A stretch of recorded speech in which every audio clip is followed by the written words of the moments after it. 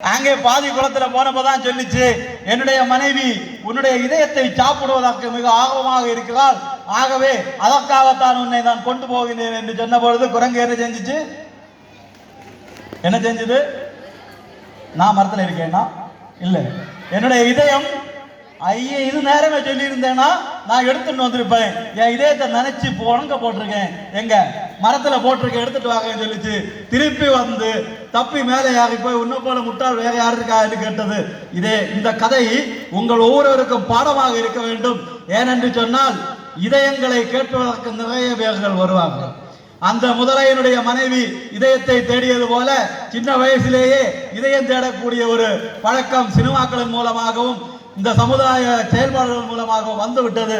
இதயத்தை முதலையிடம் கொடுத்து விட்டீர்கள் என்று சொன்னால் வாழ முடியாது. ஆகவே இதயத்தை பத்திரமாக மரத்தின் மேலே வைத்துக் கொள்ளுங்கள். அந்த மரம் உங்களுடைய பள்ளிக்கூடமாக இருக்க வேண்டும், அந்த மரம் உங்களுடைய படிப்பாக இருக்க வேண்டும். நம்முடைய லட்சியம் நம்முடைய படிப்பு படிப்பு படிப்பு என்பதாக இருக்க வேண்டும். வாழ்க்கையினுடைய உயர்ந்த இடங்களுக்கு செல்வதற்கான லட்சியத்தோடு உங்களுடைய வாழ்க்கையை முன்வையுங்கள். பெற்றோர்கள் சிலர் இருக்கின்றீர்கள், இந்த பள்ளி மாணவர் தலைவராகவும் துணைத் தலைவராகவும் வகுப்பு மாணவர் தலைவர்களாகவும் பதவியேற்ற பிள்ளைகளை நீங்கள் வீட்டில் உனக்கு வேற ஜோலி இல்லையா, அங்கே போய் இருந்துட்டு நீ என்ன படிப்ப அப்படியெல்லாம் கேட்காதீர்கள். அந்த போலீஸ் அதிகாரி சொன்னது போல இதெல்லாம் வாழ்க்கையினுடைய ஆளுமை விஷயம். இங்கே தேர்தல் நடந்தது, சார் சொன்ன அப்படி எலெக்ஷன் நடத்துகின்றோம் வர வேண்டும் என்று சொல்லி முதல்ல எலெக்ஷன் ஆபீசர்ல முதல் இடத்துல இருந்தேன் நான்.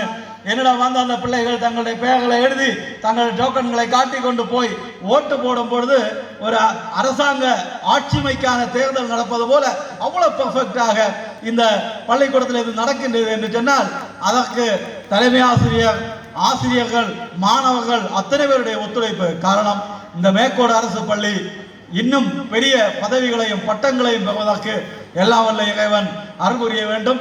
எல்லா பிள்ளைகளும் அதற்காக முயற்சிக்க வேண்டும். அதற்கு எல்லா ஆர்வலர்களும், இங்கே நிறைய சமூக ஆர்வலர்கள் இருக்கின்றார்கள், வெகுநாடனை போன்ற பெருந்தலைகள் இருக்கின்றன. அதுபோல எல்லாரும் சேர்ந்து நம்முடைய வேலையை செய்வோம். மாணவர்கள் தங்களுடைய லட்சியத்தை ஒருபொழுதும் தவற விடாமல் அத்தனை பேரும் பலவிதமான அரசு பணிகளில் அமரக்கூடிய லட்சியத்தோடு படியுங்கள். எல்லா வெற்றிகளும் உங்களுக்கு கிடைக்கும். வாழ்த்துக்கள். எனக்கு தந்த வாய்ப்புக்கு மகிழ்ச்சி.